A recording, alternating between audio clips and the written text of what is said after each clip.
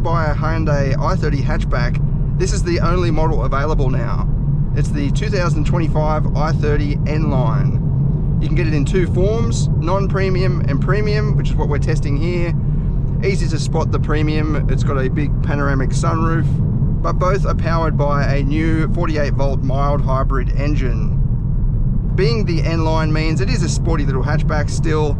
It's got a nice little body kit, skirts and a spoiler at the front and back. I'm just not sure about the front end with that new grille. It just looks a bit weird.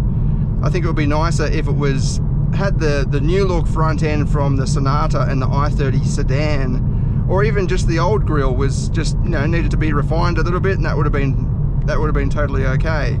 But I really like the neat proportions overall. Like, this is not a really modern hatchback. It's not one of those, you know, low profile swooping designs, but it's just upright, practical, and kind of muscular. The new look alloy wheels give it a modern touch, along with a neat diffuser at the back with twin outlet exhausts. They've got polished stainless steel look tips as well. The interior is very practical. It's probably one of the most practical hatchbacks in this specific class. Partly because of the design, it's quite an upright cabin, so you've got excellent visibility out the front, including over the side mirror there, and then even the D-pillar at the back is not too thick. There's a little quarter window there so you can see through that too, with a nice big rear windscreen. Passenger space inside is really good. It's not like some of the hatchbacks that are, you know, more modern, but they've got this swoopy kind of design that makes it feel more closed in. Whereas this, with the big windows, plenty of light coming in, you've got that good perception of spaciousness. New for the 2025 model is a digital dash or digital gauge cluster. You've got different display modes and so on. And just there we can see this is averaging 7 litres per 100 kilometres, which is not that great for a mild hybrid little hatchback like this, in my opinion and in my experience. You know, you can get a Corolla hybrid, but that's a full hybrid, and that'll do 4 litres per 100 in the real world. But we'll get to the engine more in a second. Boot space remains really good for this class as well. Again, because it's got that practical design, it doesn't have some weird swooping tailgate. It's just very conventional hatchback. Yeah, so on the road, I really love the way the i30 handles. I've taken one of these around Bathurst, closed course, flat out, but the N version.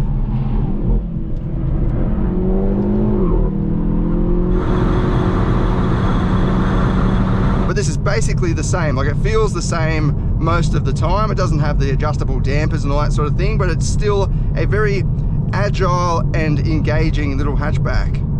It does have sort of sports suspension, being the N-Line, and with low profile tyres, the steering is very responsive. It's a fun vehicle to drive, even though it is not trying to be a full hot hatch.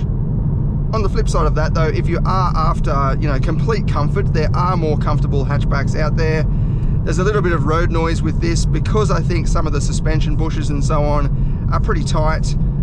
So you get a lot of that feedback through from the road straight through into the cabin. I mean, it's not really bad, but there are quieter hatchbacks in this class, and even the i30 sedan, the sort of base model or the mid-level model i30 sedans are very refined to drive and very comfortable. This goes for a more sporty sort of attitude and character.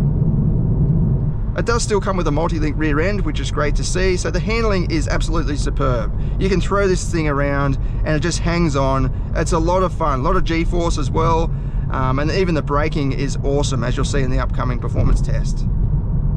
So how about that engine? Well, it's a 1.5 litre turbo, which is pretty unique, and it sounds pretty rough and gruff low down in the revs. It almost sounds like a 3-cylinder, particularly when it's cold, even though it's only 100 cc's smaller than the old i30 hatchback with the 1.6 turbo. Power and torque are down compared with the old 1.6 turbo. Unfortunately, this produces 117 kilowatts and 253 newton meters compared with 150 kilowatts and 265 newton meters. To be honest, it doesn't really feel that different most of the time, and it does sound like it's got a little bit of a sporty note to it, higher in the rev range or at higher speeds. When you've got a bit of wind noise and so on hitting the body, you don't have that sort of roughness as you do low down. And yeah, most of the time it feels pretty much the same. you've got this little surge of torque boost. I'll just slow down a bit and show you. So I'll give it about half throttle. Yeah, and you've got this little push from behind, but if you really want to give it some, just floor it and it revs out pretty hard, and there's a very faint little exhaust pop on some upshifts as this little poop, little thud, which is nice. But yeah, it's not as quick as the old 150 kilowatt version. This powertrain has actually been on sale in Europe for I think a couple of years now, so it's not brand new anymore, but it was delayed in Australia and we've finally got it here. Fuel economy, as I touched on a second ago, I'm averaging 7 litres per 100 kilometres, which is, yeah, it's not that good.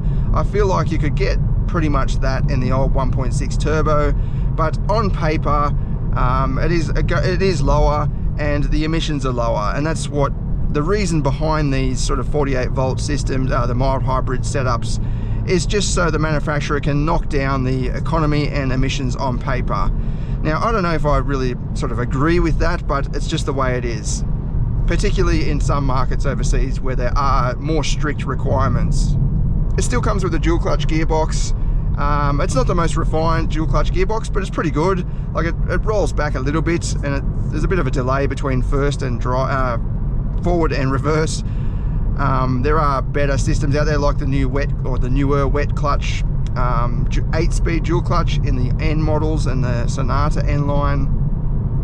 But at least with this, you can, take part in some sporty driving. You've got paddle shifters. The gear changes are very quick when you prompt them. It's just when you're going from forward to reverse, there's just a little bit of a delay, and on hills as well, there's a little bit of a delay. But you've got manual mode, and you've also got a number of driving modes, eco, normal, and sport. Over this very rough road just here, you can feel that it is a sporty hatchback. I'm not going to say it's firm, but it's definitely more on the sporty side than it is the comfort side, just a little bit. But I could, totally live with this every day. It's not getting to the point where it's too firm for practicality. All right, let's head out now to the private road and do some performance testing and see what it goes like. I'm interested to see if it can keep up with the old i30 N line with the 150 kilowatt engine. I don't think it will. It's down on power quite a bit. It's probably a little bit heavier as well. I'll flash up the exact figures now and we can see the difference, including the power to weight ratio.